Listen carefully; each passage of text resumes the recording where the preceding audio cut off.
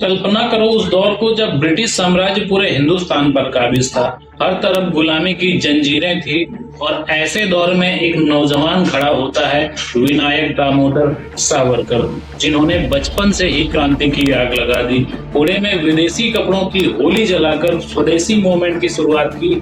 नासिक में युवाओं को इकट्ठा कर अभिनव भारत सोसाइटी बनाई, जहां हथियारों की ट्रेनिंग दी जाती थी, बॉम्ब बनाया सिखाया जाता और अंग्रेजों को चुनौती दी जाती थी। ये वो योद्धा थे जिन्होंने देश को जगाया कि आजादी बातों से नहीं लड़ाई से आई। उस दौर में जब ज्यादातर लोग डरते थे, सावरकर ने 1904 में अभिनव भारत सोसाइटी की नींव रखी, युवाओं को क्रांतिकारी बनाया। लंदन जाकर इंडिया हाउस में श्यामजी कृष्ण वर्मा और मैडम भीकाजी कामा के साथ मिलकर फ्री इंडिया सोसाइटी चलाई। वहां से क्रांतिकारी किताबें छपवाई, अंग्रेजी अखबारों में ब्रिटिश अत्याचारों की पोल खोली। करजन वाली की हत्या में शामिल क्रांतिकारी मदन लाल ढींगरा को सपोर्ट किया और ब्रिटिश को इतनी कड़ी चुनौती दी कि वो डर गए।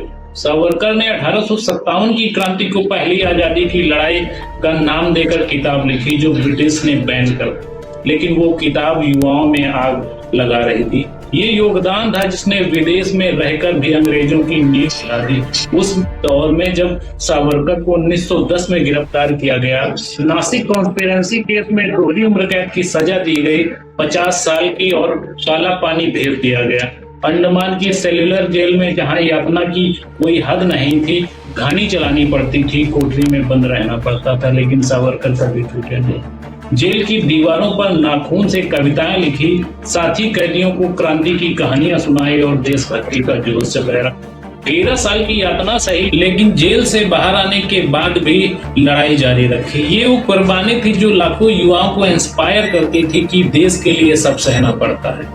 जेल से बाहर आने के बाद भी सावरकर ने रत्नागिरी में सोशल रिफॉर्म की मुहिम चलाई, छुआछूत खत्म करने के लिए पावन पटित मंदिर बनवाया जहां सभी जातियों के लोग पूजा कर सकते थे, दलितों को मंदिर में प्रवेश दिलवाया, अंतर जातीय भोजन करवाया और हिंदू समाज को एकजुट करने की कोशिश की। Hindutva who is a Hindu किताब लिखी, जिसमें कहा कि हिंदुत्व सिर्फ धर्म नहीं, एक राष्ट्रवादी विचारधारा जो सभी को जोड़ती है। भारत की संस्कृति से जुड़ा हर व्यक्ति हिंदू है। ये विचारधारा युवाओं में राष्ट्रवाद का जोश भरती थी, देश को जगाती थी कि एकता में ताकत है, बंटवारे से कमजोरी आती। दोस्तों, वीर सावरकर जैसे क्रांतिकारियों ने बचपन से ही क्रांति की आग लगाई, विदेश में अंग्रेजों को चुनौती दी, काला पानी की यातना सही, सोशल रिफॉर्म के लिए हिंदुत्व की विचारधारा दी और देश को जगाया कि एकता, राष्ट्रवाद और कुर्बानी से ही भारत मजबूत।